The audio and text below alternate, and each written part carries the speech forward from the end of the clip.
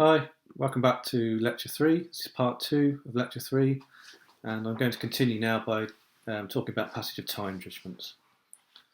So passage of time judgments capture that classic expression about time that we all kind of agree with, the idea that time flies when you're having fun. That quote is from an anonymous source, that's why I've got anon there. A few years ago, when I used to have written essay exams for this course, someone wrote in their essay, the famous time psychologist Anon said, time flies when you're having fun. Or if you're Kermit the Frog, time's fun when you're having flies. Okay, moving swiftly on. So as we discussed in Lecture 1,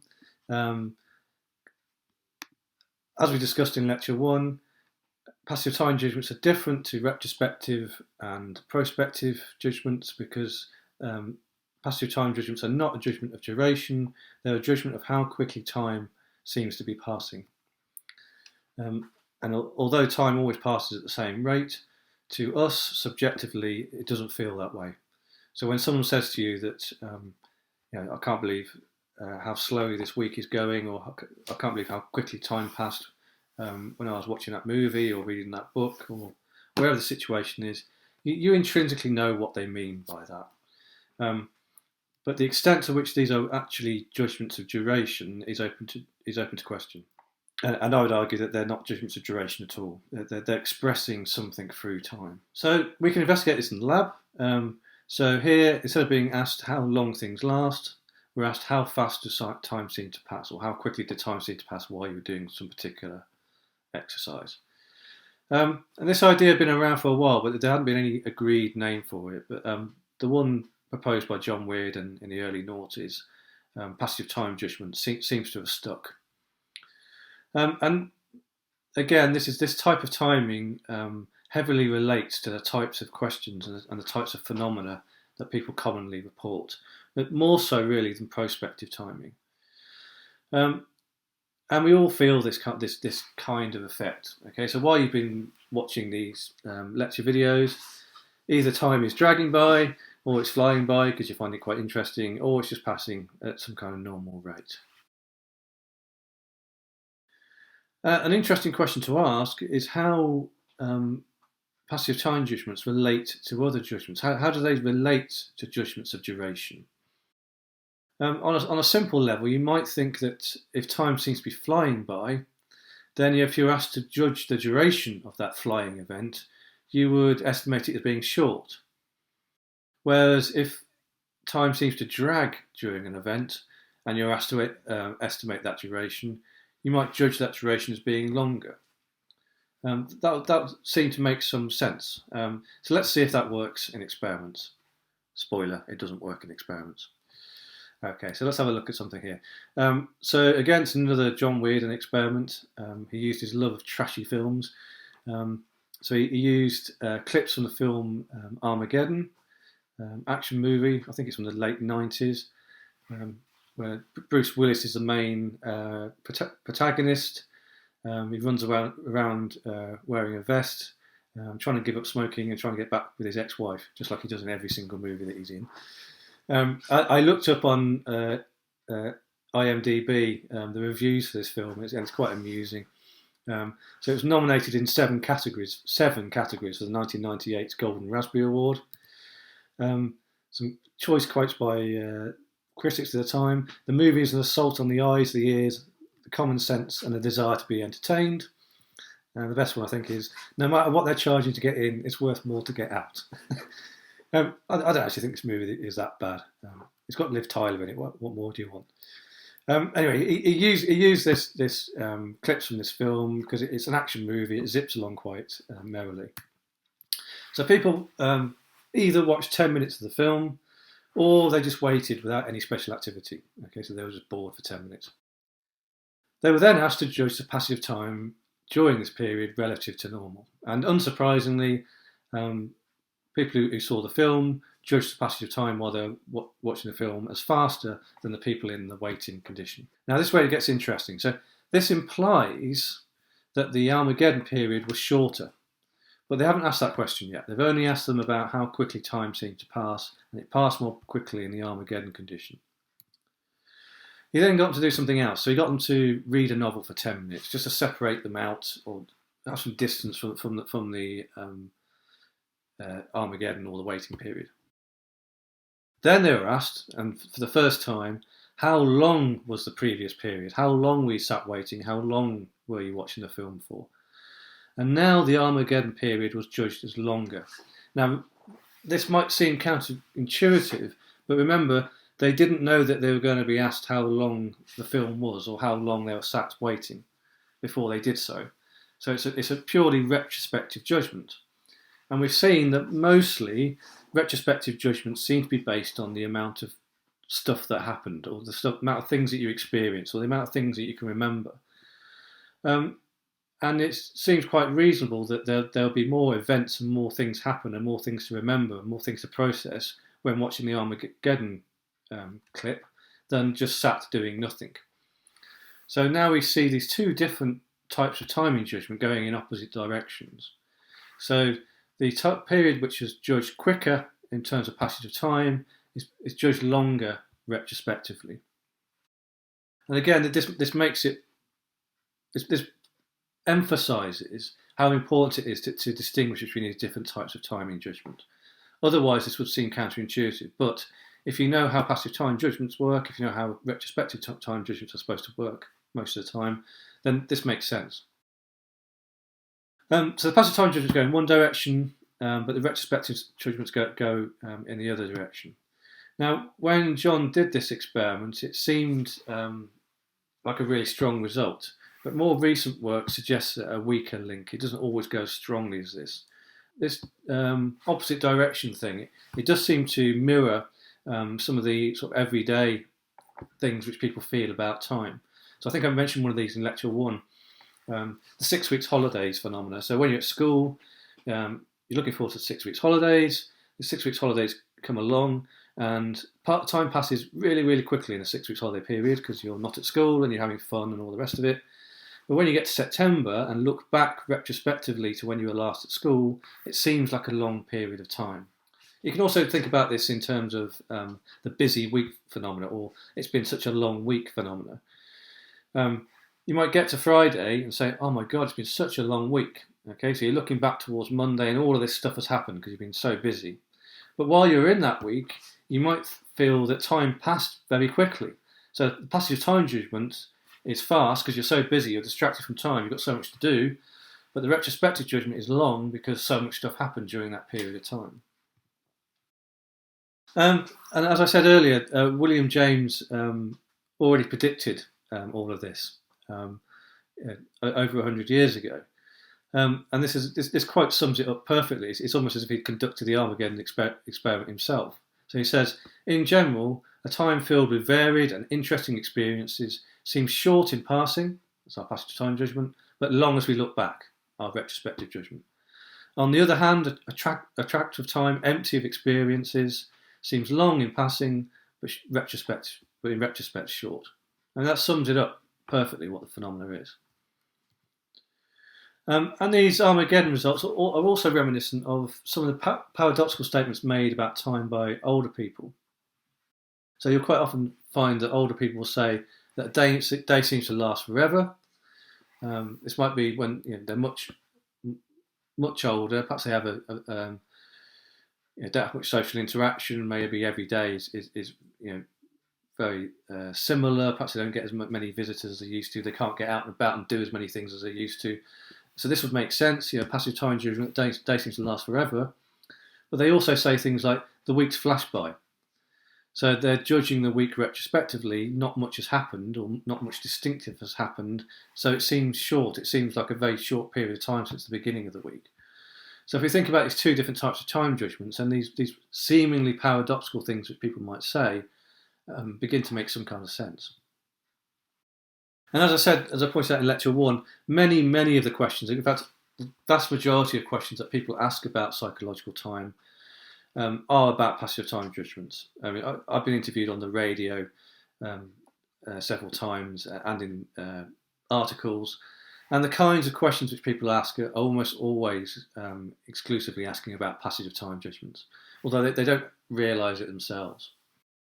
So waiting rooms, waiting for trains, films, parties. The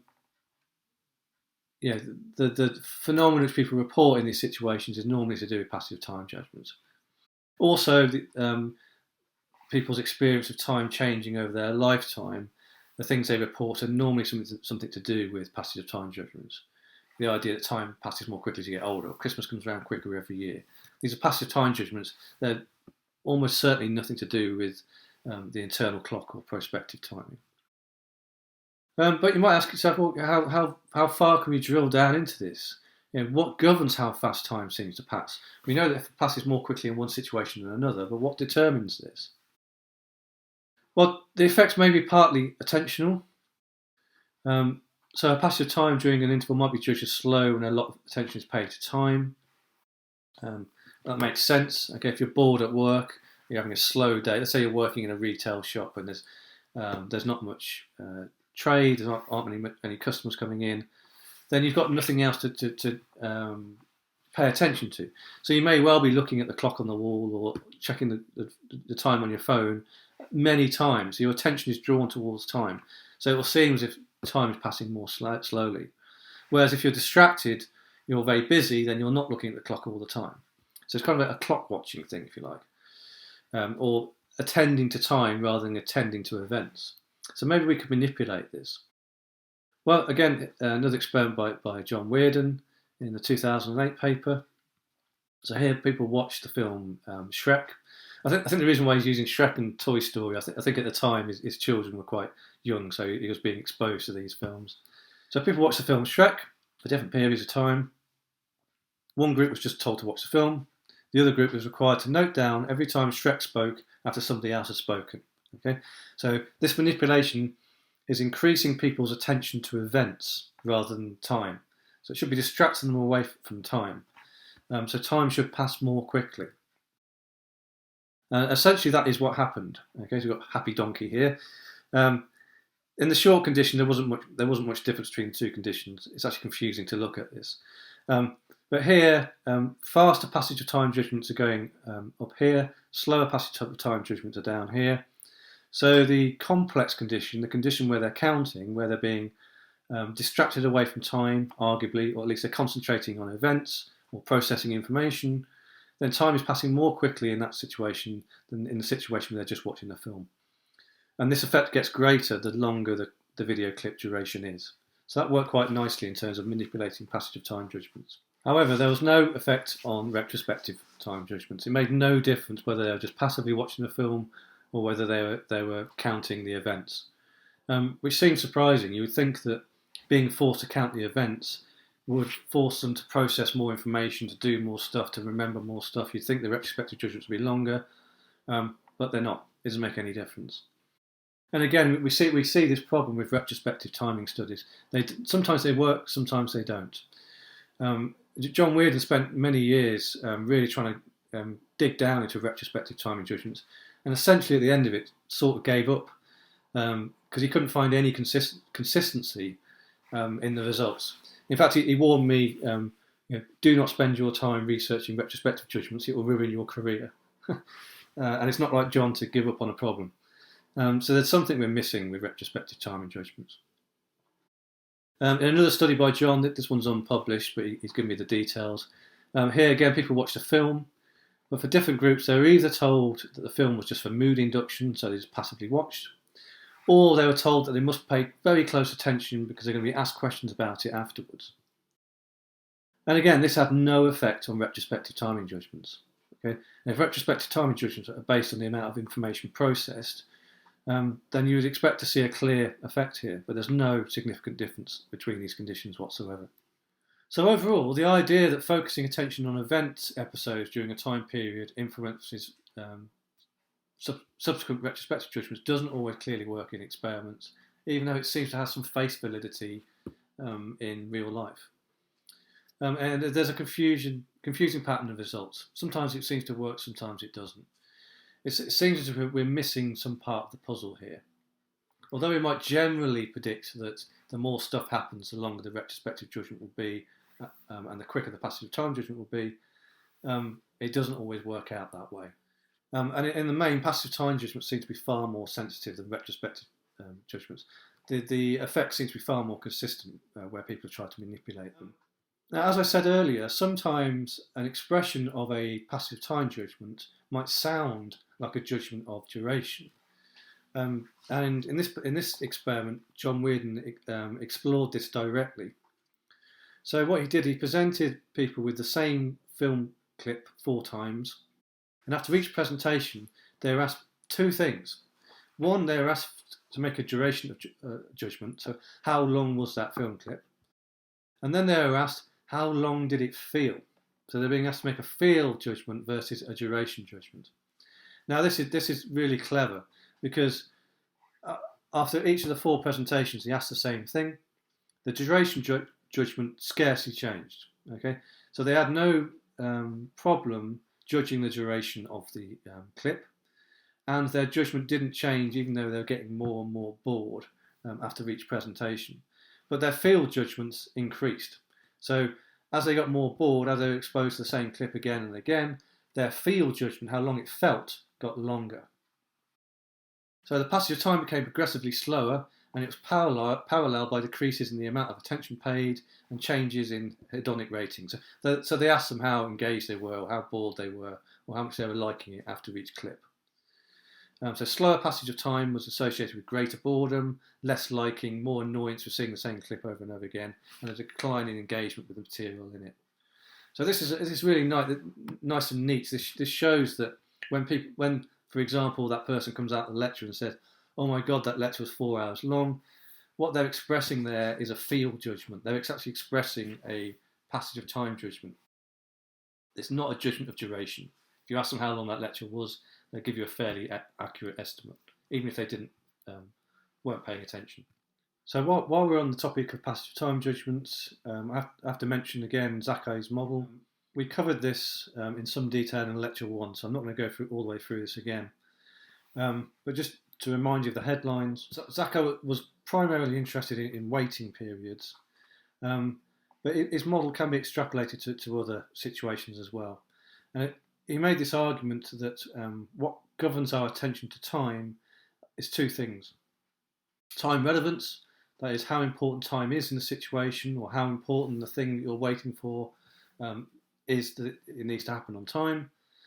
And time uncertainty, or temporal uncertainty, how predictable or unpredictable the duration is that you're going to be waiting for, or you're going to be in. And I talked through this model with you, talking about the examples of lying on the beach where there's low level of temporal relevance, so time will seem to zip by very quickly. That's our classic time flies when you're having fun. Then we can have 2 different situations which both have high levels of temporal relevance, so waiting for a train, and you need that train to arrive on time because the train is taking you to the airport to catch a plane.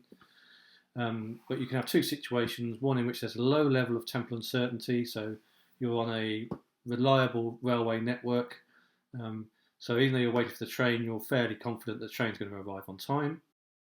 So in that situation, time will pass more quickly, so more slowly rather than when you're lying on the beach. But it won't pass as slowly as if you were waiting in a high level of temporal uncertainty. If you were waiting for an unreliable train service where you're not at all confident that the train's going to arrive on time, or indeed if the train's going to arrive at all, you're going to be looking at your watch every 5 minutes, you're going to be pacing up and down the platform. It's going to seem as if time is dragging by. Okay, so it is a very useful model this way. It's a useful way of deconstructing different situations. And as I mentioned in lecture 1, you can make that waiting period seem shorter, or at least make that waiting period pass more quickly, not necessarily by actually making the waiting period shorter, but by reducing temporal uncertainty. So letting people know accurately how long the wait is going to be for the train, or how long the wait is going to be in a queue. If you reduce the temporal uncertainty, you relatively speed up how quickly that period of time will last, because people won't be pacing up and down wondering when the train's going to arrive if you can accurately tell them the train's going to arrive in 10 minutes' time. Okay, that's just repeating what I said before. So yeah, it's a good model, but it's difficult to test precisely because the terms aren't necessarily vague. So although I can clearly argue that time has more relevance in one situation than another, or that time has more uncertainty in one situation than another, I can't quantify how much. So I could tell you that time would pass more slowly in one condition compared to another, but I couldn't really predict how much more slowly. It's not really a quantifiable model in that way. Okay, let's look at changes in timing in aging, because this feeds into passive time judgments and to some extent retrospective timing judgments. Okay, why might we expect changes in time perception as we get older? Well, to start with, we can look at the things that people are reporting. So people subjectively report or spontaneously report that Christmas comes around quicker every year, for example. But it isn't always clear what these statements mean. And also, generally, people say that time passed more slowly when they were younger. But again, we have to be a little bit careful here. This may just be a conventional response. It may be something that we've learnt. If I ask you, does time seem to pass more quickly when you're enjoying yourself? You'll instinctively answer yes. But what does that actually mean? Time always passes at the same rate. So what is it you're expressing there? Is it anything to do with time, or is it something to do with how pleasurable or unpleasurable something was? The other thing about these things about Christmas going around quicker every year, or time passes more quickly now when I was younger, is that they're also conversational padding. They're things that we often say to each other. It's an easy conversation opener, just like talking about the weather or something like that. So it might be that we're exposed to this, and we just kind of learn this, this idea that Christmas comes around quicker every year, but we don't deeply question it. If you actually deeply think to yourself, now, does Christmas actually feel as if it comes around quicker every year? Is that actually something you really feel? It may well be it is, but it may also be that we don't really question it. We just kind of fall into this convention because we've heard it so many times before. And as I mentioned in lecture 1, there's this old idea. It's probably occurred to you. It seems to occur to everyone who I ever talk to about time perception. They sometimes think they're the first people to come up with it. But that's not to patronise them. It has some intuitive value. So this idea that there's a ratio between duration and age. So as you get older, a year or a day or whatever is a smaller and smaller percentage of your overall lifespan. Okay, so when you're 5 years old, a year is 1/5 of your life. When you're 30 years old, a year is 1/30 of your life. So compared to your lifespan, a year seems shorter and shorter and shorter. And this has been the earliest example I can find in the psychological literature is from Janet in 1877. Although what you need to remember about very early psychological journals is that they're often not reports of experiments. They're often letters that are written to the editor of the journal, and the journal is reflecting often discussions or things that happened at a meeting of some particular psychological society. So they're very the kinds of things that a gentleman would dictate, in his armchair over a glass of port. He would kind of conjecture his ideas about why time seems to pass more quickly as we get older. But there's no data here. There's no experiments here. William James again tapped into this. And again got it exactly right. He said the same space of time seems shorter as we grow older. That is, the days and months and the years do, but whether the hours do so and the minutes and seconds is doubtful. For all appearances, they remain the same. And this seems to have some face validity. Our perception of minutes and seconds doesn't seem to be massively distorted as we get older. Although, as I'll show you in a minute, if it was true that elderly people had a slower internal clock than younger people, it would be very difficult, if not impossible, to show this was the case experimentally. And I'll explain why in a moment. In the 1940s, this idea is repeated again in psychological literature by a chap called Nettardi. This was repudiated or argued against by others, actually in the same journal paper. But again, with neither of these people, they didn't present any empirical evidence at all. They did not bother to collect any data. It wasn't until the 1970s that someone actually bothered to do this, a chap called Limelik. And he asked people to judge the rate of passage of time now compared to when you were half your age or compared to when you were a quarter of your current age. And this is what he found. So he had 31 students and 21 adults. Well, students are adults too. I don't know why it's expressed like that.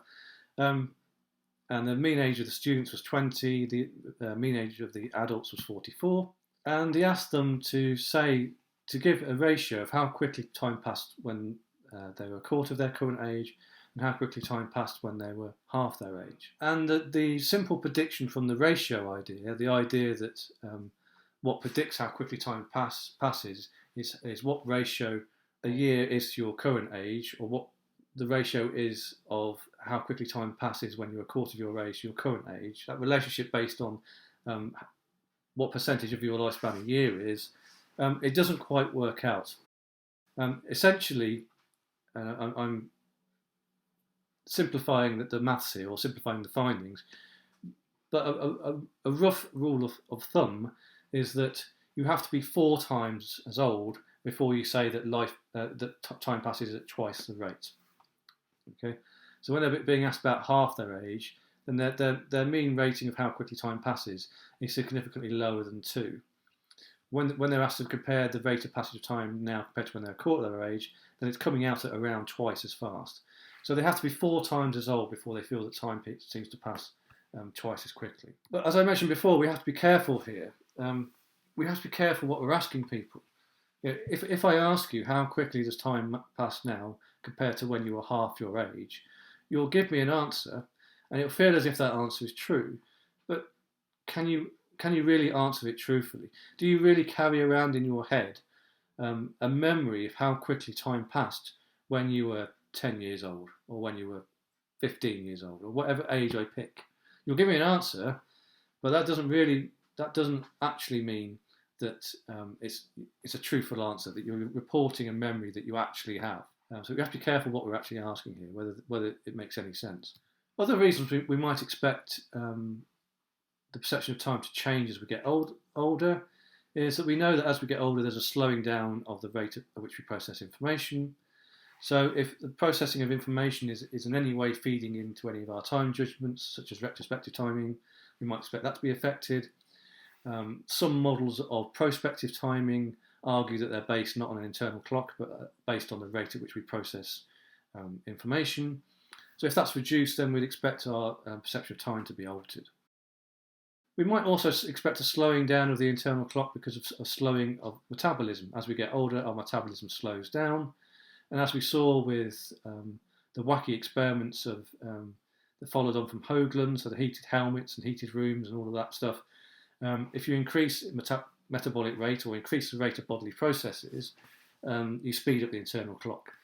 Or if you slow them down, just like Cliff Bell did by freezing his participants to death, well, not quite to death, but freezing them, it slowed down their internal clock. So maybe if you slow down metabolism, it'll alter it as well. We also know that there's a slight decrease in brain temperature as you get older, so that might predict the same thing. Also, we know that there are changes in memory and attention as you get older. So you might not be able to remember as many events that happen in a particular week, so it might retrospectively seem shorter. If you're using your memory of how much stuff happened to make judgments and your memory is getting worse as you get older, or maybe you're not doing as many different distinctive things, then we might expect some effect of age on timing. And slowing down of information processing rate as we get older isn't controversial. There's been lots of studies of this. So on this graph here, on the x-axis you can see age. On the y-axis you can see the mean information processing rate as a percentage of age 20. Okay, so you guys who are watching this lecture, I'm guessing anyway, if you're in the third year on the course, your age is going to be around 20, 21, 22, maybe a little bit older or younger. But according to most studies, you're at the peak of your information processing powers. Okay, you'll never be able to think or process information more quickly than you're able to do now. And as you get older, you start going down this slope. Okay, I'm already careering down this slope at a rate of knots, apparently. So that's not controversial, the slowing down of information processing rate. So if that does affect timing judgments, we would expect to see effects in the elderly. Okay, that's just repeating what I've just said. But you might expect there to be some recalibration. If people's internal clocks are slowing down, then they might learn this. So whereas before they associated, say, 80 ticks of the internal clock with a second or whatever it is, now they associate 40 ticks with a second. And as I mentioned before, even if their internal clock is slowed down, it's actually very difficult to prove this because of calibration. Let me show you what I mean. Okay, so there is a problem we have within time perception when we're trying to make arguments that a particular group or a particular experimental manipulation has altered internal clock speed. And it's called the state change problem. And it's particularly problematic when you're trying to compare between groups. Okay, so in this example, we're comparing older people with younger people. But in other examples, we might be comparing patients with non-patients, Parkinson's disease patients with people who don't have Parkinson's disease patients, or whatever the thing is we're interested in. So on face value, we might think that, say, one group has a slower or faster internal clock speed than another. So let's look at this problem with younger and older people. And for the sake of argument, we're going to say it's true. We're going to say that in reality, older people do have a slower internal clock than younger people. And just so we can work through an example, we'll put some real numbers in here. So for the sake of argument, let's say that old people, their internal clock ticks along at 1 tick per millisecond. And younger people tick along at twice that rate, 2 ticks per millisecond. Okay, let's give them a simple timing task. Let's give them something very simple, it doesn't involve complicated decisions, contemplated difficult memory, stuff they've got to remember. Okay, let's just keep it very tied to the thing that we're interested in. So one of the most simple tasks you can give people is something called pair comparison. So here you simply give them 2 tones and they have to say which tone is longer and they have to say how much longer. Right, well, if we do this, what happens? Well, let's say the 2 tones are 400 and 800 milliseconds long. So for the older people, they would accumulate 400 ticks for the 400 millisecond tone, 800 ticks for the 800 millisecond tone. Okay, fairly straightforward. And because of this, they will identify the 800 millisecond tone as being longer. They've accumulated twice as many ticks for it. And if you ask them how much longer, they'll tell you it's around twice as long, because they've accumulated twice as many ticks as they did for the 400 millisecond tone. Then we repeat this whole thing for the younger people. And remember, the younger people, their internal clock is running at twice the speed of the elderly people. So for the younger people, they will accumulate 800 ticks for the 400 millisecond tone and 1600 ticks for the 800 millisecond tone. They will, just like the elderly people, they will identify the 800 millisecond tone as being longer. And just like the older people, they will report the longer tone is twice as long as the 400 millisecond tone. So it's impossible to see that in the results that there's a difference in clock speed between the 2 groups, even if it actually exists, because they're just calibrating. It doesn't really matter how many ticks they accumulate or how fast it's going. They're still going to accumulate twice as many for a tone that's twice as long as another tone. And this is a real problem. So what you need is a state change. So if we're investigating, if we're investigating, for example, clicks, okay, we talked about how click trains can speed up the internal clock. Then if I conducted the experiment in this way, so now just replace old people with no clicks and young people with clicks condition, okay, and I did the experiment like this, I would find no effect of clicks, okay, because in each condition they would accumulate twice as many ticks regardless of how quickly or slowly the internal clock's going. What I need is something called a state change. So here I get them to experience one tone under one condition or under one state. So I get them to experience, for example, the tone with clicks, so that their internal clock is running at a faster speed. And then I get them to experience the other tone, the 800 millisecond tone, under a different state, without the clicks. Then if I ask them to compare the 2 tones, they're not going to say that one is twice as long as the other. Or that at least there's going to be a difference in that state change condition compared to when there's no state change. And that's what I would compare it to. So this is really important. In any paper where they're trying to argue that their manipulation has sped up the internal clock, not only do they need to show that the effect gets larger the longer the duration is, our slope effect that I talked about before, but they also need to have a state change design in their experiment. If there's no state change design in their experiment, it's logically impossible that they could have found any effect of clock speed. Okay, I'm going to stop this part 2 here, give you a little break, and I'll come back in part 3 where we talk about retrospective timing in the elderly and some other things that change during the lifetime as we get older. Okay, thanks for watching.